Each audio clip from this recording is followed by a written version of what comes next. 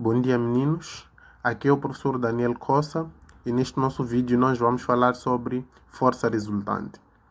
Quando se fala de força resultante, deve-se entender uma força, uma única força que atua sobre um corpo para substituir várias forças atuantes naquele corpo.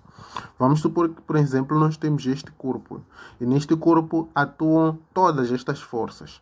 Existe uma força capaz de substituir todas estas forças e esta força é chamada de força resultante. Então, algumas vezes a força resultante é definida como sendo a soma vetorial de todas as forças que atuam sobre um único corpo. Uma das características principais da força resultante é que ela vai ter exatamente a mesma influência sobre o corpo que as outras forças tinham. Ou seja, se estas forças deslocavam este corpo para o lado direito, então significa que a força resultante também vai exercer a mesma função.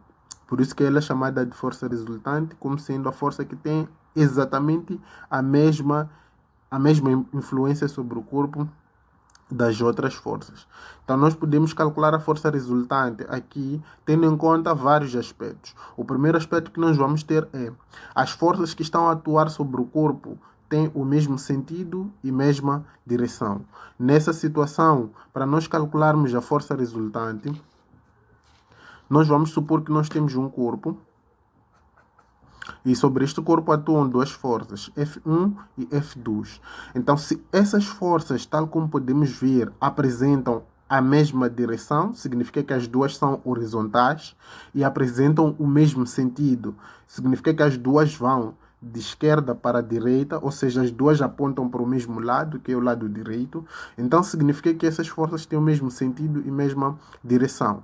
Logo, a força resultante também deverá ter o mesmo sentido e a mesma direção das forças que deram origem à força resultante. Então, se nós avaliarmos, uma vez que as duas forças vão para o lado direito e as duas estão na horizontal, consequentemente a força resultante também vai ter a mesma característica das forças que lhe deram origem, ou seja, vai atuar para o lado direito e na direção horizontal. Nessa situação, para nós calcularmos a força resultante, só precisamos somar as forças que estão envolvidas no movimento deste corpo, ou seja, a força F1 e a força F2. Então, se nós tivermos forças com o mesmo sentido, mesma direção, a força resultante é obtida pela soma das duas forças. Temos aqui um exemplo em que nós temos a força F1, que vale 5 newtons, e a força F2, que vale 7 newtons. As duas forças estão orientadas na direção horizontal e vão para o lado direito.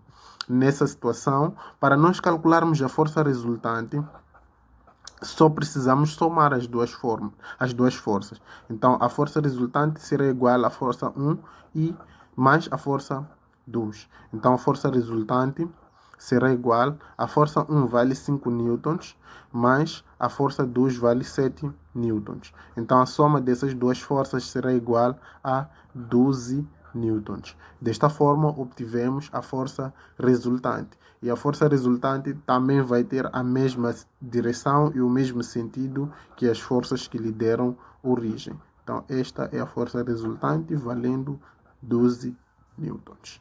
Passamos agora para a segunda situação, em que nós temos forças que têm a mesma direção, mas têm sentidos opostos ou sentidos contrários. Nesta situação, nós temos que avaliar se, por exemplo, a força F1 é maior do que a força F2, ou seja, a força F1 é maior do que a força F2, logo, a força resultante vai apontar para o lado da força maior. Neste caso, a força maior é F1. Então, a força resultante vai apontar para o lado direito. Agora, se assumirmos que a força F2 é maior do que a força F1, logo, a força resultante vai apontar novamente para o lado da força maior. Neste caso, a força maior é F2. Então, vai apontar para o lado esquerdo, uma vez que a força F2 está para o lado esquerdo. Nessa situação, independentemente da força maior estar do lado esquerdo ou do lado direito, para nós encontrarmos a força resultante, fazemos a subtração entre a força que vai para o lado direito menos a força que vai para o lado esquerdo. Neste caso, F1 menos F2. Então, desta forma, vamos obter a força resultante do corpo. Então, temos aqui um exemplo para nós aplicarmos a fórmula que acabamos de ver.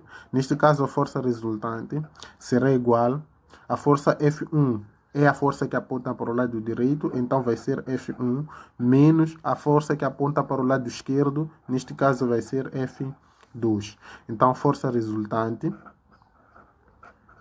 será igual a 9, que é a força que está para o lado direito, menos a força que está para o lado esquerdo, neste caso é 3. Então, a subtração entre esses dois números será igual a 6 newtons. Então, vamos passar agora para o outro caso em que nós temos forças perpendiculares. Então, na situação de termos forças perpendiculares, significa que são forças que formam um ângulo de 90 graus.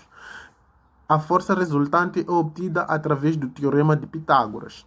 Para isso, nós vamos usar a regra do paralelogramo para obter a força resultante geometricamente. O que significa a regra do paralelogramo? O que diz a regra do paralelogramo? A partir da força F2, vamos traçar uma linha paralela à força F1, de mesma medida neste caso. Então, nós vamos traçar aqui uma força que tem a mesma medida que F1. E a partir de F1, vamos exatamente fazer a mesma coisa. Traçar uma linha paralela a F2, que tem a mesma medida que F2. Então, vamos traçar. E neste ponto, nós vamos encontrar o ponto de interseção entre os vetores que nós traçamos agora. Então, o ponto de interseção, a partir da origem, vamos traçar uma linha que vai intersetar os dois vetores. Então, esta linha nós chamamos de força resultante, ou seja, é a força resultante entre a força 1 e a força 2. Então, espero terem percebido muito bem aqui. E nessa situação, para calcularmos a força resultante, nós vamos calcular usando o teorema de Pitágoras, que vai ser a soma dos quadrados das duas forças. Passamos agora para um exemplo, e neste exemplo nós temos a força F2 e a força F1. Então, vamos fazer exatamente a mesma coisa. Primeiro, vamos encontrar a soma geométrica, que é para percebermos aqui. A soma geométrica desses dois vetores vai ser encontrada se nós traçarmos um vetor paralelo a F1 a partir da força F2 e que tem a mesma medida que F1. Então, já temos uma linha que tem a mesma medida que F1. A partir de F1, vamos traçar uma linha também paralela a F2 e que tem a mesma medida que F2. Então, traçando aqui uma linha, e nós vamos encontrar aqui num ponto de interseção. O ponto de interseção entre as duas forças, se nós unirmos da origem até um ponto de interseção, nós vamos ter aquilo que chamamos de força resultante. E a força resultante vai ser representada por F. Então, nosso objetivo é calcular a força resultante nesta situação. Para calcularmos a força resultante nesta situação, nós vamos usar o teorema de Pitágoras, tal como já tinha explicado. A força resultante será igual à força 1 ao quadrado mais a força 2 ao quadrado. Então, nesta situação, a força resultante vai ser igual à raiz quadrada. F1 é igual a 4 ao quadrado, mais F2 é 3 ao quadrado, e a força resultante será igual a raiz quadrada, 4 ao quadrado dá 16, mais 3 ao quadrado dá 9, 16 mais 9 dá 25, raiz quadrada de 25 é 5 newtons. Então, desta forma, resolvemos o terceiro exemplo. Vamos para a quarta e última situação, em que nós temos forças que formam um ângulo entre si, ou seja, forças oblíquas. Então, para nós encontrarmos a força resultante para forças que formam um ângulo menor que 90 graus, então nós vamos usar aqui o teorema dos cossenos. Então, significa que para nós encontrarmos a força resultante, procedemos da mesma maneira, em termos geométricos. Traçamos um vetor que é paralelo ao vetor F2, ou seja, a força F2, de mesma medida. Então, assumindo que este vetor que nós traçamos agora tem a mesma medida que F2, e a partir do F2, vamos traçar uma linha que é, desculpem, aqui é F1, não F2. A partir do F2, nós vamos traçar uma linha que é paralela a F1 e que tenha o mesmo tamanho que F1. Então, vamos traçando aqui e esses dois vetores vão intersetar-se num ponto. A partir da origem até o ponto de interseção, nós vamos traçar uma linha que vai nos dar a força resultante da interação entre essas duas forças no corpo. Então, desta forma, encontramos geometricamente a resultante das forças. Para nós encontrarmos o módulo da resultante das forças, nós usamos o teorema dos cossenos, que diz que a força resultante será igual a força 1 ao quadrado mais força 2 ao quadrado mais 2 vezes a força 1 vezes F2 vezes cosseno do ângulo formado entre as duas forças. Neste caso, entre F1 e F2.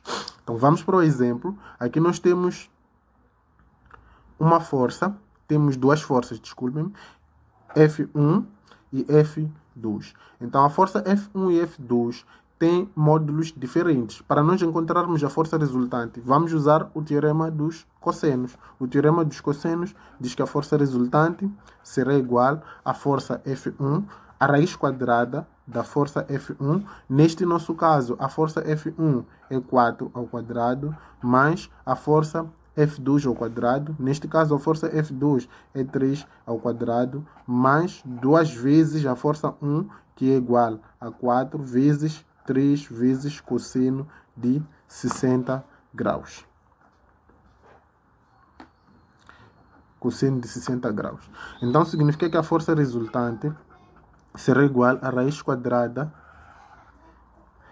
4 ao quadrado dá 16, mais 3 ao quadrado dá 9, mais 2 vezes 4 vezes 3, isto aqui será igual a 12 vezes 2 vai dar 24. Cosseno de 60 graus é 1 sobre 2. Então, a força resultante será igual a raiz quadrada de 16 mais 9 mais, se nós calcularmos aqui, 24 dividido por 2 vai dar 12. Então, se nós somarmos esses três números, teremos como resultado 25 mais 12 vai dar 37. Então, podemos calcular a raiz quadrada de 37, como também podemos não calcular, uma vez que é uma raiz imperfeita. Então, o resultado é este. O nosso vídeo termina por aqui. Espero que tenham percebido muito bem como é que nós calculamos a força resultante em diferentes situações. Até o próximo vídeo. Continuação de bons estudos para vocês.